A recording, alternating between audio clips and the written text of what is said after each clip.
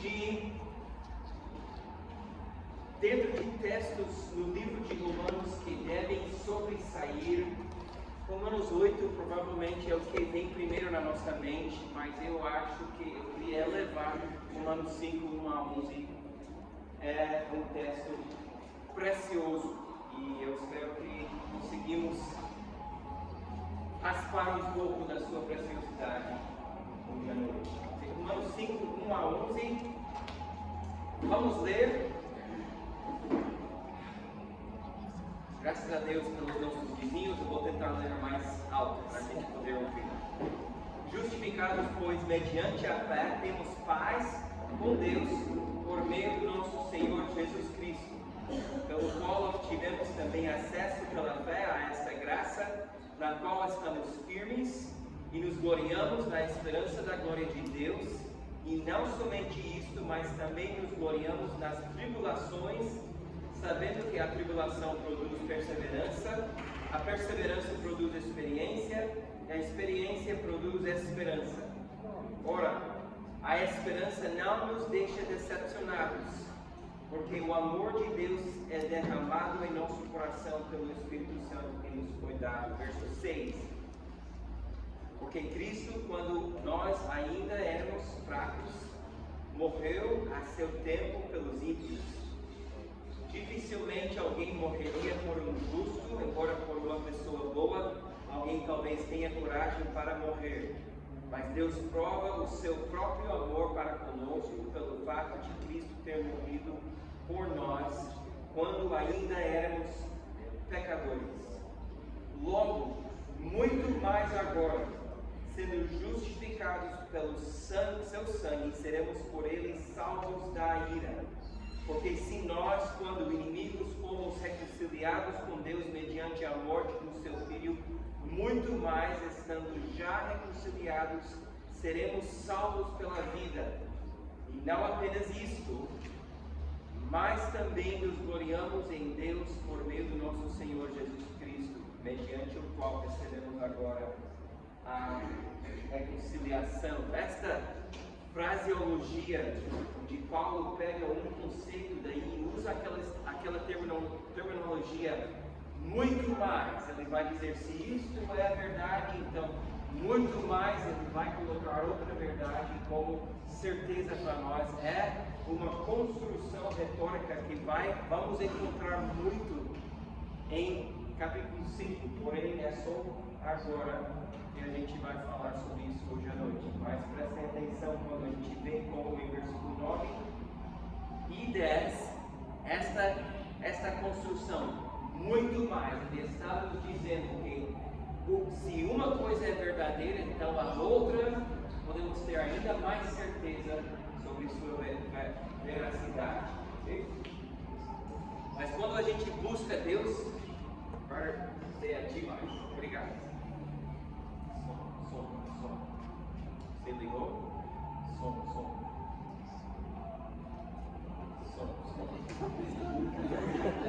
Não era é mais ou menos. Se não dá, aí. Som. Tem para respirar, vocês não confiam. Cara, é mais ou menos. Obrigado, filho. Bom, quando a gente busca Deus, o que é que a gente está buscando? Avalie, pense um pouco sobre seu próprio coração e creio que, pelo menos para a maioria de nós, a experiência cristã que nós temos e o conhecimento de como funciona a igreja, nós temos também. Sabemos que muitas pessoas vêm e entram pelas portas buscando qualquer tipo de coisa, mas muitas vezes querem entender Deus resolva alguma situação que está passando naquele momento. E é quase toda semana, né? Alguém, não, pastor, vem orar comigo, porque eu preciso que essa situação seja resolvida, essa situação que está enfrentando, né? Seja isso uma paz, uma alegria, uma prosperidade, uma saúde, amigos, Mas quando nós lembramos que o Evangelho tem em primeiro momento o objetivo de nos justificar diante de Deus, então ajuda a gente a entender o que mais acontece em nossa vida quando nós chegamos a Cristo e somos de fato salvos. Quais são os efeitos da nossa justificação? E isso vai trazer uma transformação em nossa mente diante das dificuldades e sofrimentos que enfrentamos nesta vida. Não é novidade, a gente vai passar por dificuldades e sofrimentos. Quem já viveu 30 segundos neste mundo já sofreu, talvez assim 45 segundos, vamos ser generosos, né? Já sabe que a vida é difícil e a justificação traz implicações ou efeitos até mesmo sobre o nosso sofrer. A forma que a gente lida com isso, como interpretamos e como somos mantidos no meio daquela questão. E é isso que Paulo tem na mente ao escrever aqui Romanos 5. Ele está pensando não em alguma sala de aula onde a teologia é discutida, mas ele está pensando no dia a dia e como que este evangelho ajuda a gente diante da realidade da nossa vida, que é as dificuldades. Okay? Paulo vai falar de forma chocante sobre seu sofrimento. A gente até leu isso em versículo 3. Né? Olha o versículo 3 de novo. E não somente isso, mas também nos gloriamos nas... O quê?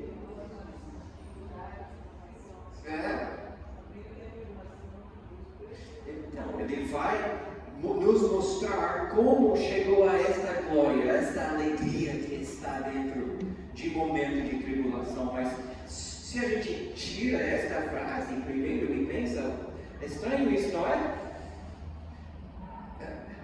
Então, a gente sabe que quando a gente quer entrar em forma física, a gente vai para a academia, a gente vai sofrer, mas a gente está almejando aquele resultado final, a gente quer aquela consequência daquelas ações, mas não é uma dieta que Paulo está falando aqui. Ele conhece tribulações, sabe o que é sofrer na vida, e ele pode chegar a dizer: nos gloriamos nas tribulações. Ele não está falando assim de um contexto de perversões que tem por aí, que tem pessoas mesmo que gostam de dor e buscam dor pela dor. Tem até nomes específicos por esse tipo de coisa. Mas essas são perversões e não é o que Paulo está falando aqui. Mas ele fala estranho. Eu me glorio na minha tribulação. De alguma forma, de algum ponto, todos nós estamos passando por alguma tribulação agora, hoje, e temos passado até mesmo por tribulações pesadas em nossa vida. Como que a gente consegue chegar a esse ponto que Paulo diz: nós gloriamos na nossa tribulação? Eu sinto um pouco do peso ao dizer isso, porque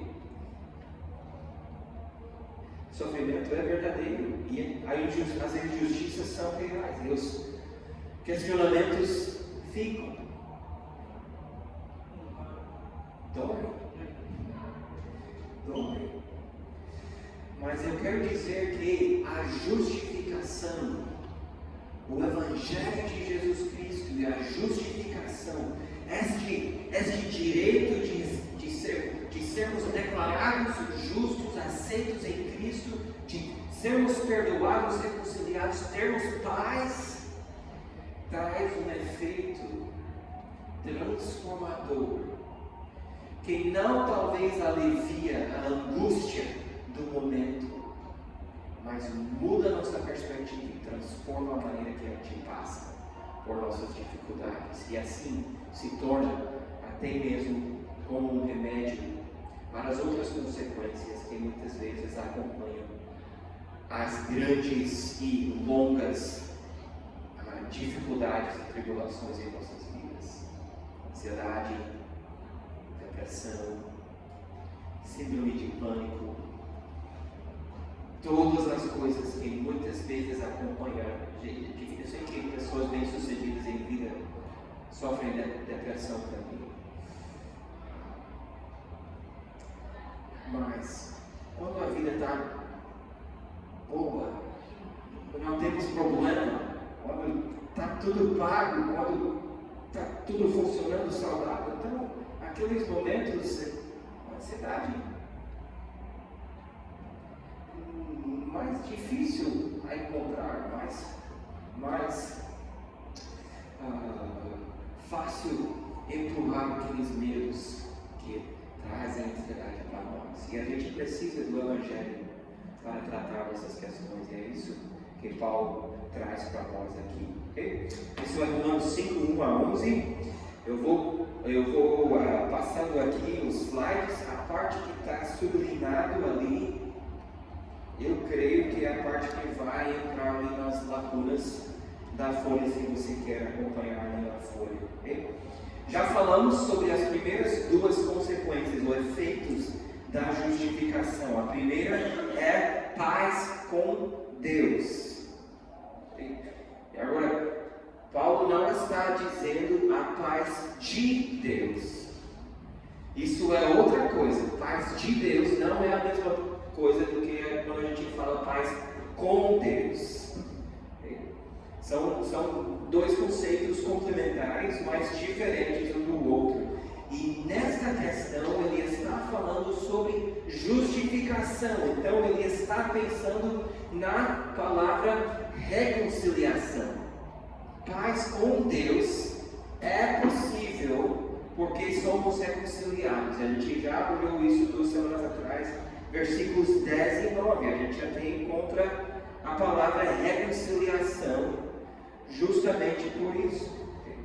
O fato de um crente ter a paz com Deus é resultado de sermos reconciliados com Deus.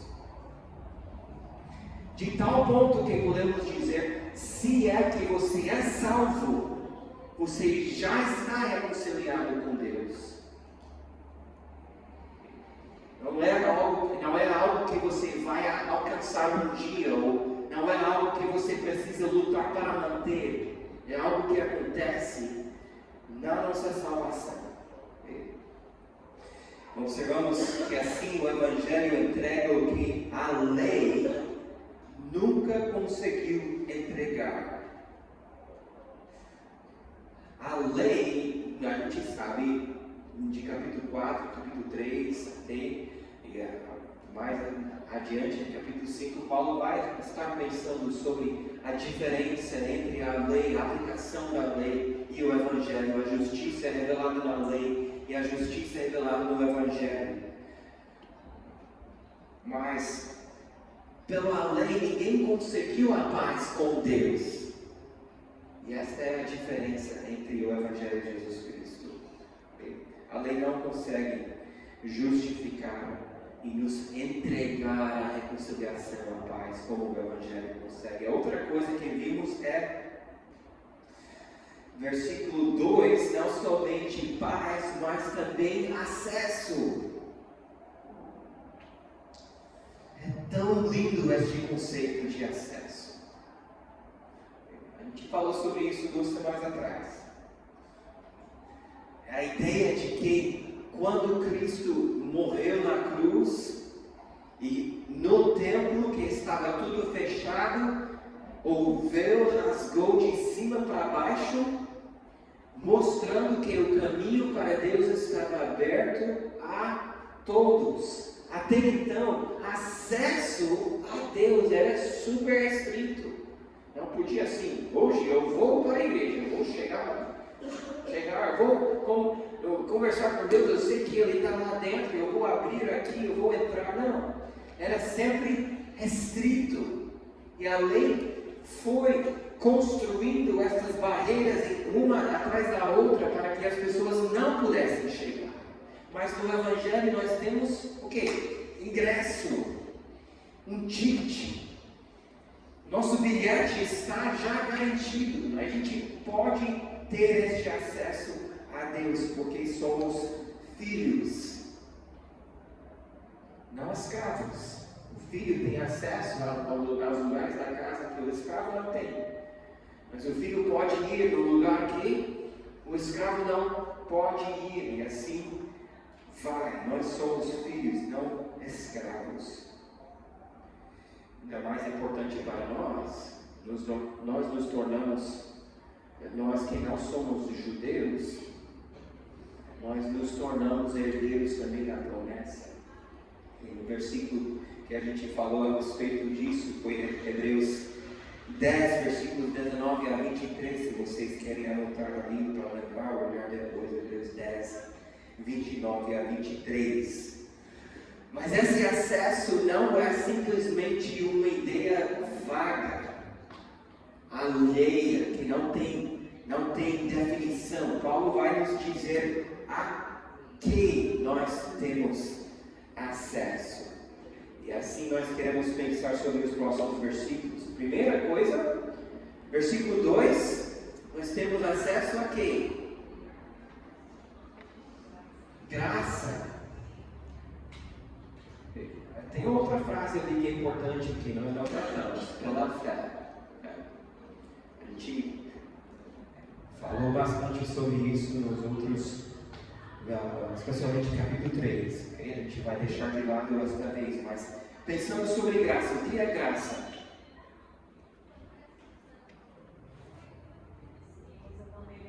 Isto, o que vem que não é merecido, ou podemos até simplificar, isso pode ficar firme em nossas cabeças. Uma definição simples de graça, ou da palavra graça, é favor imerecido ou não merecido. Favor, no caso do nosso contexto aqui, é a paz, que é o favor não merecido, é o acesso a Deus que não é merecido, que vem por meio da graça. E ele vai dizer, versículo 2, que esta posição é uma posição o quê?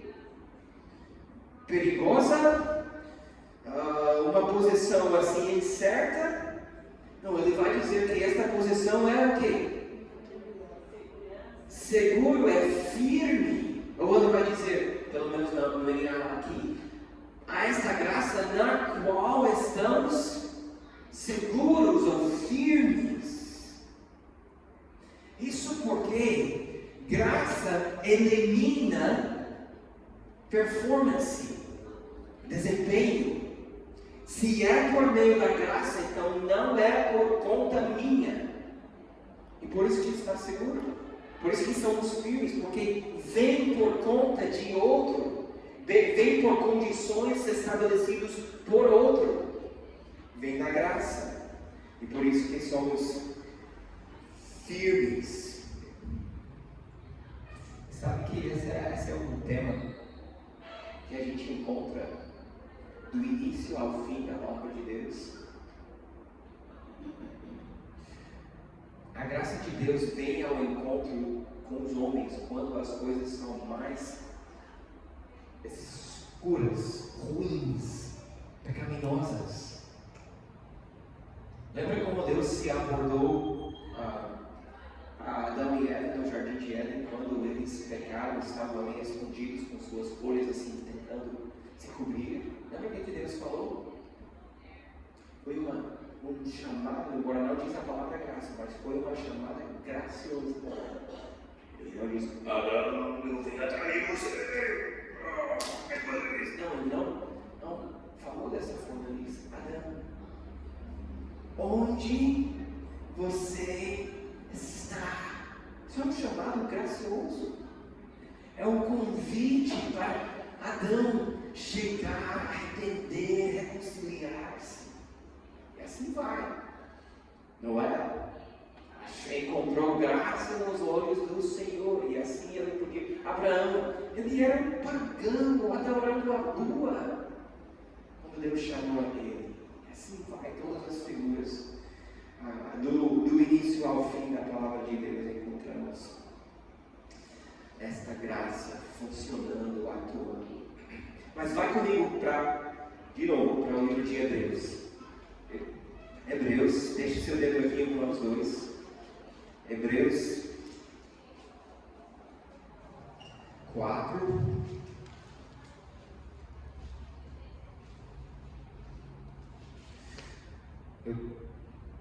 Eu quero que chegamos no versículo 16, mas eu vou começar lendo o versículo 11. Enquanto vocês estão chegando lá, podemos chegar ali no versículo 16.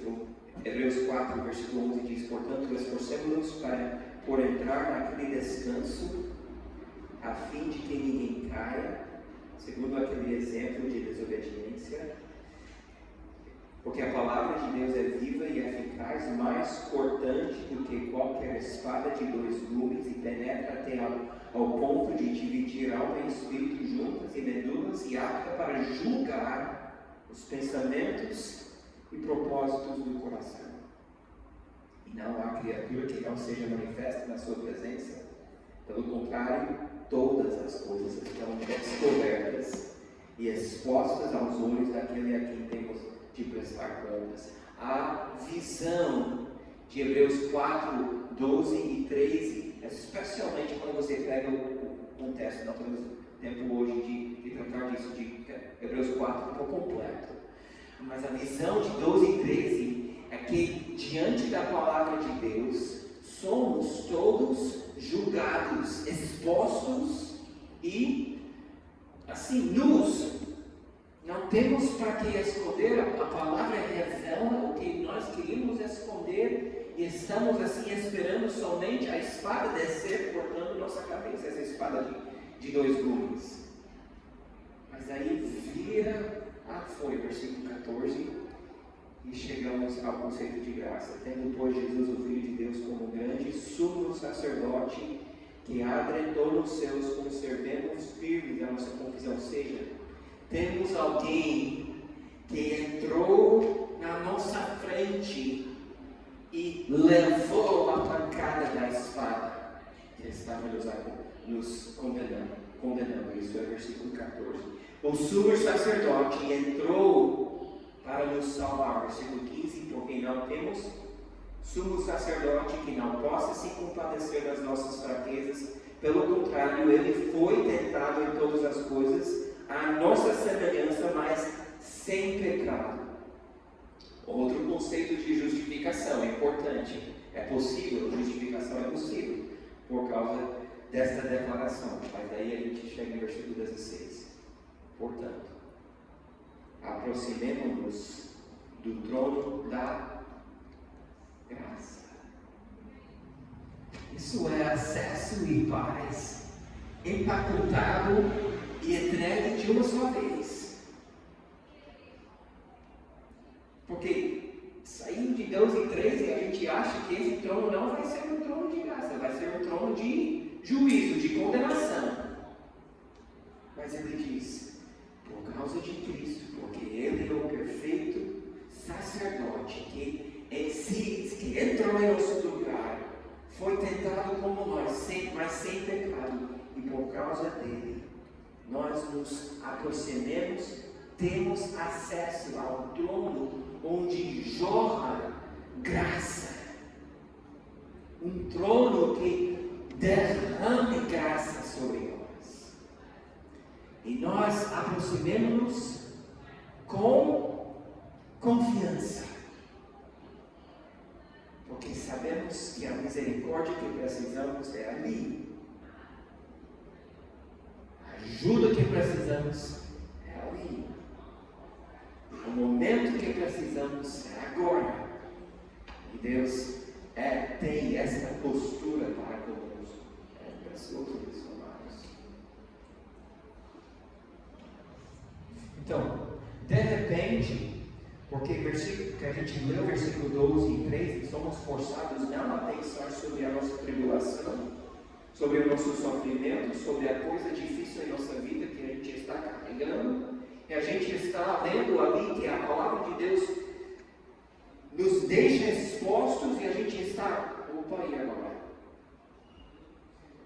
Agora não, meu problema é muito pior do que X, Y, Z. Agora o problema de uma culpa diante de Deus, da qual eu não tenho condições de responder e sobreviver. E a gente, em vez de encontrar um Deus assim, bravo, vemos Cristo crucificado e o convite dele com seus braços abertos, dizendo: venha, porque neste lugar você vai encontrar graça e misericórdia, não condenação, não juízo. É um convite espetacular.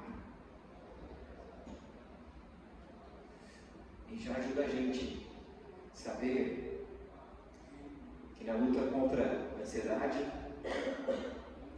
contra a depressão, essas coisas que acompanham, há primeiro uma necessidade de parar de pensar sobre meus problemas.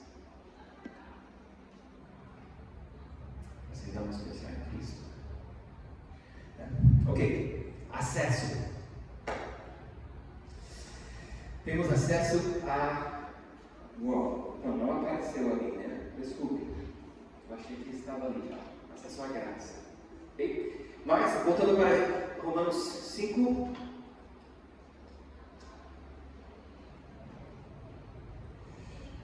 Nós vemos não somente graça, mas ainda em versículo 2, temos acesso a qual outro conceito?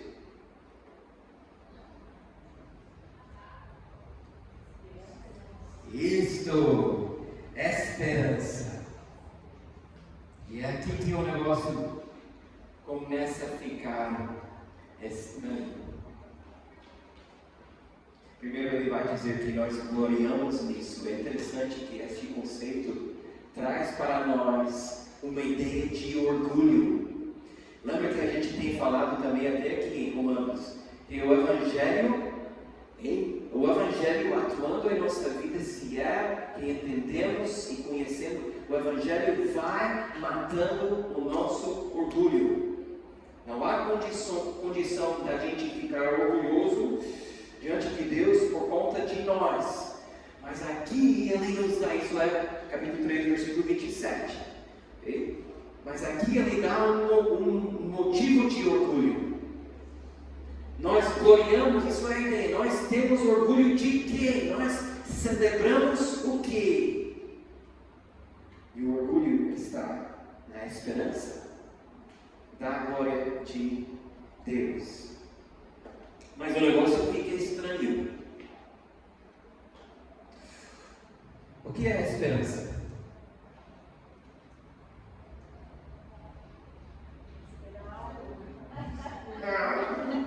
É quase que cantamos o hino Espera do Senhor. Então, a tia Mariana nos ajudou muito. Mas valeu a tentativa.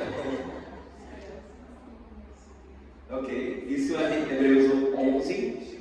A fé é a esperança daquilo que não se vê. Então a gente vê que fé e esperança são duas palavras ligadas. Esperança, o que é?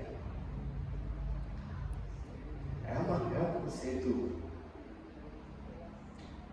muito amplo na Bíblia. Oi?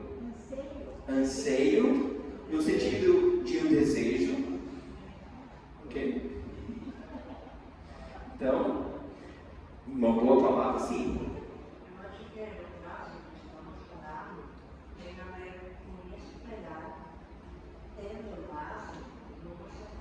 Ok?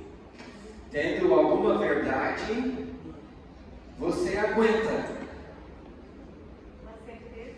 Certeza?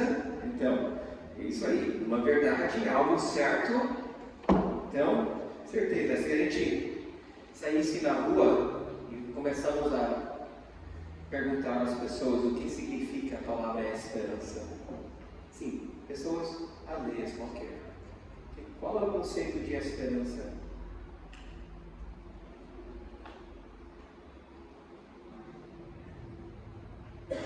Eu vi um exemplo disso muito forte nas últimas 2 semanas. Continua um pouco mais assim, baixou um pouco a espuma. O mundo tem muita esperança que o novo Papa vai fazer alguma coisa. Não é verdade? Pelo menos na mídia que eu assisti, as pessoas falando, nossa, não é somente os católicos. Agora eles devem ter uma esperança nele também, mas o mundo inteiro estava assim com olhos, o mundo inteiro no sentido retórico. Não sei que muitos também não olharam nada, mas... Pastor, eu tenho uma posição de esperança. Sentimento de que vem como possível a realização daquilo que deseja. Confiança e coisa boa fé. Essa é a minha opinião. Obrigado, tio Bruno. Isso aí. Não, mas a gente viu até ali muitas das palavras que temos falado já aqui, né? Mas assim, isso do Papa, talvez um partido político, a gente tem, assim, movimentos políticos que exigem nossa esperança, prometem muita coisa e a gente sabe que para muitas pessoas a esperança que eles têm é na próxima eleição, no seu candidato ganhar, no rumo que o país possa tomar se alguma coisa muda ou outra, na próxima venda, no próximo relacionamento, talvez agora não tenho mais namorada ou namorado, então agora eu vou esperar que o próximo que eu tenho vai fazer melhor para mim do que esse último que terminou comigo agora. Em termos de, falando de coisas concretas, aí a gente pode ir longe. Mas a esperança na Bíblia é algo inteiramente diferente. Vocês caíram um pouco nesse conceito, nas palavras que vocês falaram. Esperança na Bíblia não fala de incerteza. E a gente vai ver isso aqui dentro destes versículos. Quando a Bíblia fala de esperança, ela não usa termos de incerteza, e sim sempre firmeza, solidez, verdade. A esperança, na verdade, que a Bíblia apresenta, vem sendo construído desde os tempos do Jardim de Éden, quando Deus pela primeira vez fez uma promessa ao seu povo, convidando o seu povo a acreditar na palavra dele. A gente vai vendo esta ideia sendo desenvolvido e ampliado do início ao fim. Eu gosto muito do trecho do coração do livro de Isaías no Velho Testamento.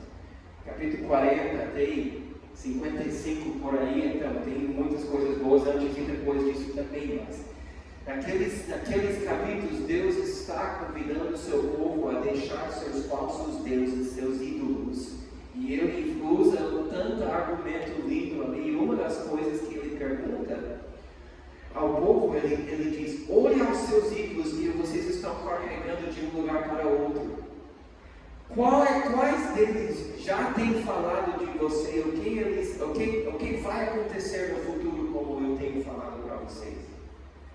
Eles nem conseguem dizer o que aconteceu no passado, muito menos aquilo que vai acontecer no futuro. Por que vocês estão confiando nele? Ou seja, Deus estava chamando o seu povo de volta a uma esperança sólida, provada, algo em que eles não poderiam assim vendar os seus olhos e pensar: agora eu preciso viver pela fé. Eu sei que Deus vai guiar os meus caminhos. Eu não sei onde eu estou indo, mas Deus vai me direcionar. Não. Deus nos convida a crer e esperar em verdades provadas. E é isso que Paulo está dizendo aqui em Romanos 5 também. Porque a venda não existe uma promessa se eu vou conseguir vender ou não. Ou se a próxima namorada vai ser melhor do que a última que me deixou agora.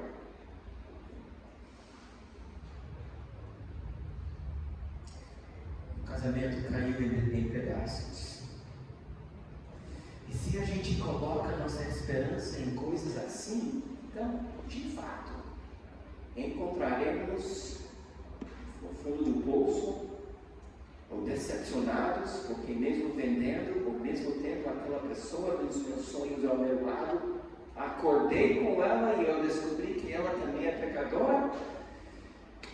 E às vezes ela coloca seus dedos, ela no sentido retorno, não ela, né? Mas ela coloca seus dedos direto nos meus olhos e dói.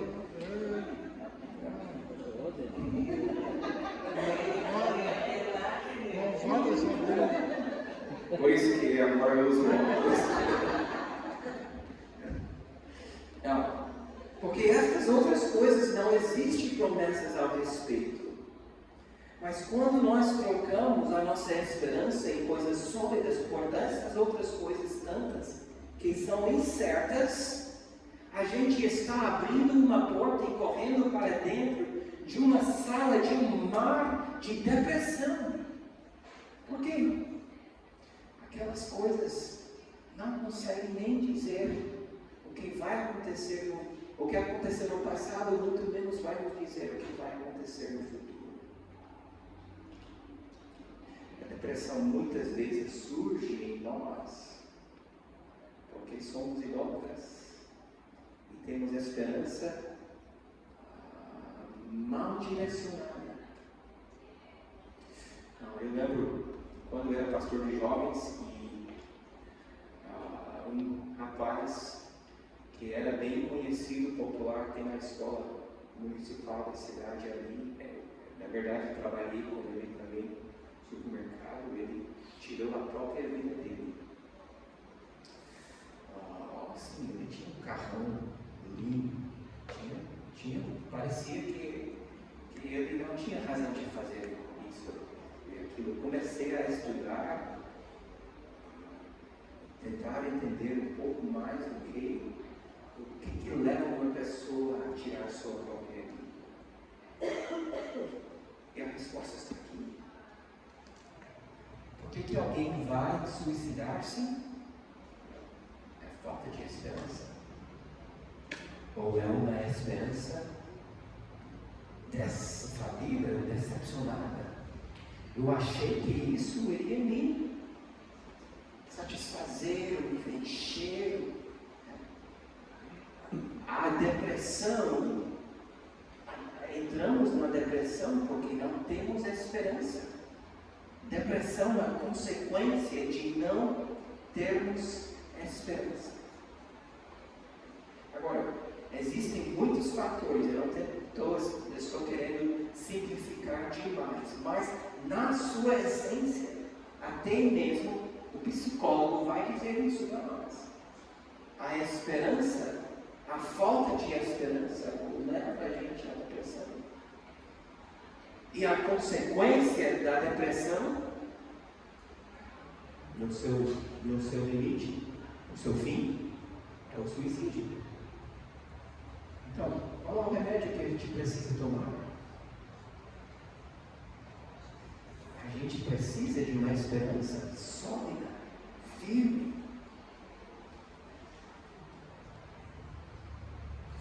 E aí ele vem com essa sequência. E aí eu imaginava que a gente não iria fechar essa folha hoje. Mas daí a gente vem com essa sequência aqui. Versículo 3. E não somente isso, mas também nos gloriamos nas tribulações. Agora passamos essa trilha. As tribulações, sabendo que a tribulação produz perseverança, versículo 4. A perseverança produz experiência, A experiência produz esperança. Ora, esta é a esperança, a esperança da qual Paulo está falando, não nos deixa decepcionar. Daí a gente tem um outro efeito, um outro acesso, que ele vai falar sobre o amor de Deus derramado em nossos corações. Mas eu quero primeiro pensar sobre esta trilha aqui. Ops, desculpe, eu esqueci de avançar aqui as questões.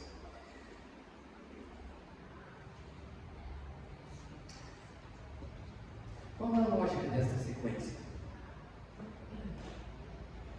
Tribulação produz perseverança, produz experiência e produz esperança.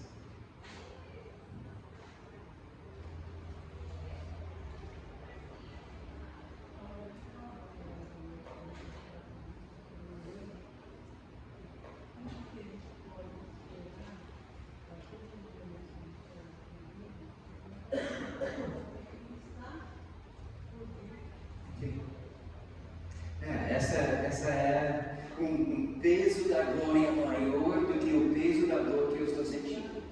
2 Coríntios 4. Isso aí. Mas pense sobre nossas próprias vidas, ok? A tribulação, você está passando por uma tribulação. Você está no seu limite. Você não acha que não consegue aguentar nem um dia mais. Estou no fim. Agora você pode escolher, vou largar ou continuar. Você opta para continuar. Isso se chama perseverança. E na perseverança você aprendeu o quê? Que Deus é fiel, que as promessas são firmes. Que Deus não me abandonou mesmo que eu passei por esta, ou seja, você ganha experiência. E agora você não somente tem a palavra de Deus testificando para você que há uma esperança para a sua vida, você também tem sua própria experiência de ter passado por uma tribulação, não desistido, vendo esta experiência, provando no seu coração que a história é verdadeira, que a esperança é real, que você tive mais força para aguentar que você achava que não tiver, que você mesmo desistindo ou lutando, querendo talvez, eu vou chutar o balde, eu vou abandonar, mas você não fez, e você viu que Deus foi fiel, ou seja, você tem uma outra camada de experiência provando que a sua esperança é verdadeira. Agora, quando nós entregamos aquela tentação e desistimos, e dizemos, não. E assim, aquela conversa, pastor, eu achei que vindo aqui para Deus, então as coisas iriam melhorar na minha vida. Muitas vezes as coisas ficam mais difíceis, as tentações são mais fortes. Mas a nossa esperança não está nas circunstâncias, boas ou ruins, que a gente está passando. Nós somos justificados com Deus, temos acesso, paz com Deus, firmes na graça. Então, será que eu aguento mais um dia nesta terra, no meio de uma tribulação? E eu não falo isso como se fosse fácil. Mas na luz da eternidade, aí abre uma outra realidade, uma outra lição ainda mais preciosa, que a gente no limite da nossa força, quando a gente aprende como cantamos hoje, que sou frágil, eu acho que amanhã eu vou quebrar. Mas mas naquela nossa fragilidade, como Paulo também disse, eu orei para o Senhor, me liberta. E encontramos ali a graça nos sustentando. Aprendemos uma outra lição sobre a vida cristã ainda mais preciosa. Quem quer se aprofundar no seu relacionamento com Deus, passe por uma tribulação sem largar. Quem quer assim avivamento na sua vida, então, não se entrega às tentações de que deve ter uma vida melhor em algum outro canto.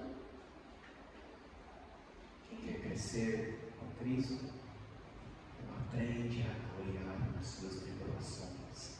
Não porque gosta de dor, mas porque está visando a esperança no final.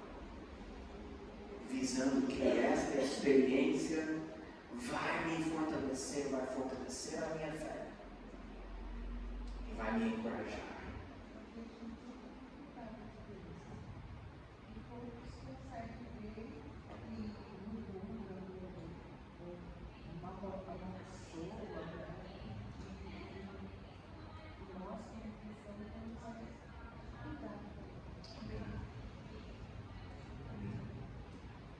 Ok. Esta sequência. Número 3 é uma pergunta para a nossa reflexão. Em vez de ter uma ausência de problemas, no meio desses problemas estamos sendo transformados. E sabe que se não passássemos, isso não era. Se não passássemos e não víssemos isso, como que seria a promessa que vem logo na frente em Romanos 8, 28 e 29? Deus tudo coopera para o bem. Não que tudo é o bem, certo? Mas que tudo coopera para o bem. Aqueles que amam o Senhor, aqueles que são chamados segundo os seus propósitos. Uma pergunta é: você tem esta esperança? Esta é a esperança sua? Pronto, então podemos guardar a folha para a semana que vem. Semana que vem tem mais por lá, tá? Tá bom. Podemos